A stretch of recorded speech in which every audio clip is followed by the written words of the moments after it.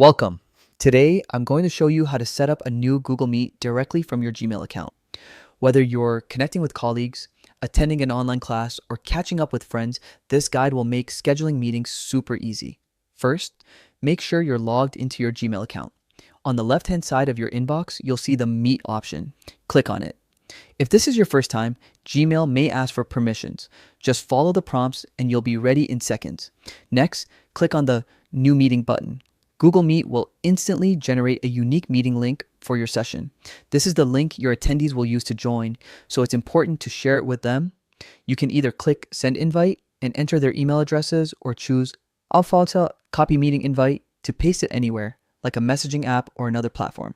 When it's time for your meeting, simply click Start Now. This opens the Google Meet interface with your video and audio controls. Take a moment to test your microphone and camera so everything runs smoothly.